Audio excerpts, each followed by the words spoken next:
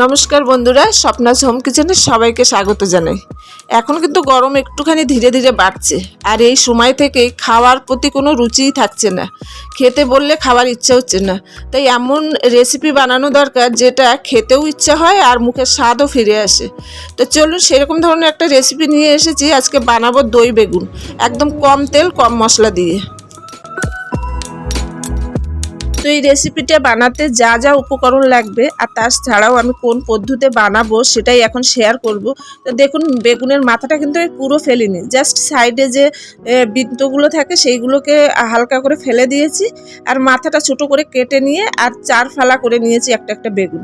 আর বেগুনগুলো কিন্তু একটু কচি হওয়ার দরকার, আর সবসময় যে ছোট বেগুন লাগবে এমন নয়, বড় বেগুন হলে একদম ফালি ফালি বার করে নিতে হবে।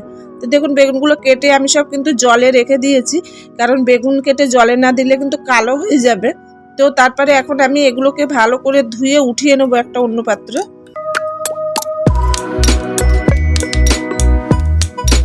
এখানে কিন্তু আমি 5 পিস বেগুন নিয়েছি, তো এটা 5 জনের জন্যই যথেষ্ট।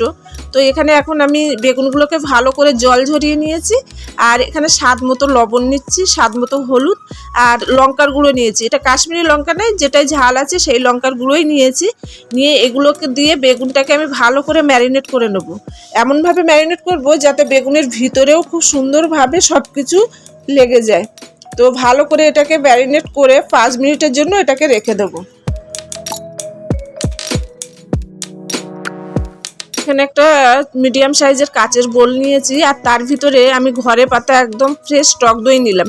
বেশ বড় চামচের মতো 4 চামচ আমি এখানে টক দই নিয়েছি। আপনাদের টক কেমন খেতে পছন্দ করেন সেই অনুযায়ী নেবেন। আর তার সাথে আমি নিয়েছি 1/2 চামচ হলুদের গুঁড়ো, স্বাদ অনুযায়ী লবণ, 1/2 চামচ ধনের গুঁড়ো, 1/2 চামচ জিরের গুঁড়ো, আর 1/2 চামচ কাশ্মীরি লঙ্কার গুঁড়ো কালারের জন্য, আর একটুখানি স্বাদ অনুযায়ী এর ভিতরে মিষ্টি দিয়েছি।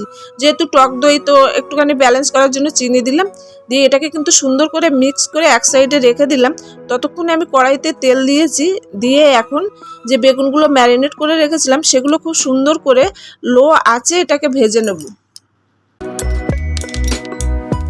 দেখুন, বেগুনগুলো যেহেতু এখানে গোটা গোটা আছে, তো তার জন্য কিন্তু এটাকে একটু টাইম নিয়ে লো আছে, আর এটাকে লাল করে কিন্তু ভেজে নিতে হবে। এপিট ওপিট বারবার উল্টে পাল্টে এটাকে একটুখানি সময় নিয়ে ভাজতে হবে। এখানে বেগুনগুলো কিন্তু আমি খুব সুন্দর করে ভেজে নিয়েছি, একদম পুরো নরম হয়ে গেছে আর লাল লালও হয়ে গেছে। তো বেগুনটা এখন আমি একটু অন্য পাত্রে উঠিয়ে রাখবো। রেখে এই যে কড়াইতে যে তেল আছে এই তেলের ভিতরেই আমি এবার রান্না করব, আর এক্সট্রা তেল দেবো না। তো এখানে আমি শুধুমাত্র একটা শুকনো লঙ্কা দিলাম, আর তার সাথে সাথে একটুখানি সর্ষে দিলাম। হ্যাঁ, এখানে কিন্তু আপনারা ফোড়নের সাথে একটু কারি পাতাও দিতে পারেন, যারা কারি পাতা পছন্দ করেন। তো আমি এখানে দিলাম না, আপনাদের পছন্দ হলে দিয়ে দেবেন। আর তার সাথে সাথে তেলটা গরম হয়ে গেলে আর ফোড়নটা বেশ সুন্দর গন্ধ বেরোলে আমি কিন্তু এর ভিতরে যে টক দইয়ের মিশ্রণটা রেখেছিলাম সেটা দিয়ে দিলাম। তাছাড়াও কিন্তু মশলার বোলটা ধুয়েও কিছুটা জল দিয়ে দিয়েছিলাম।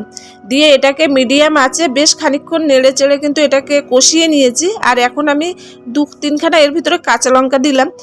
এটার সাথে কিন্তু কাঁচা লঙ্কার স্মেলটা খুব সুন্দর যায়। তো কাঁচা লঙ্কা দিয়ে আরও মিনিট খানিক কিন্তু এটাকে কষিয়ে নেব, যতক্ষণ এর উপর থেকে একদম সুন্দরভাবে একটা তেল বেরিয়ে আসে। তো দেখুন, এখানে আমার তেলটা কিন্তু সুন্দরভাবে বেরিয়ে এসেছিল। এখন আমি এখানে পরিমাণ মতো গরম জল দিয়ে দেবো।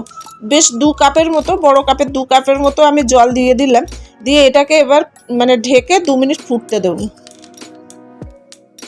মিনিট 2-1 পরে দেখুন ঢাকনাটা খুলেছি, আর জিনিসটা খুব সুন্দরভাবে ফুটে গেছে। এর ভিতরে এবার যে আমি বেগুনগুলোকে ভেজে রেখেছিলাম সেগুলো এক এক করে এর ভিতরে দিয়ে দেবো। বেগুনগুলোকে দিয়ে দিয়েছি, এবার একটুখানি মশলার সাথে ভালো করে নেড়ে নেব, গ্রেভিটার সাথে ভালো করে মিশিয়ে নিয়ে আরও 2 মিনিট বেগুনটা দিয়ে ফুটতে দেবো, যাতে বেগুনটা আরও একটুখানি সুন্দর নরম হয়ে যায়। আর এখন কিন্তু একটুখানি ভালো করে দেখে নিতে হবে যে একদম লবণ আর লঙ্কা ঠিক ঠিক পরিমাণে এর ভিতরে দেওয়া আছে কিনা। আমিও দেখে নিয়েছি, একদম পারফেক্ট হয়েছে। আর এখন শুধু আমি উপর থেকে একটুখানি ভাজা মশলা দেবো, জাস্ট জিরা আর লাল লঙ্কা ভেজে গুঁড়ো করে রেখেছিলাম সেটাই দিলাম ফ্লেভারের জন্য। আপনারা যদি মনে করেন দিতে পারেন, নইলে তো এটাকে স্কিপ করতে পারেন।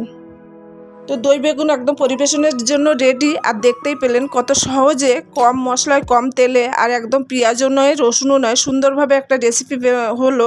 আর এই রেসিপিটা কিন্তু দুপুরে খেতে খুবই ভালো লাগবে। তো একবার ট্রাই করে দেখুন।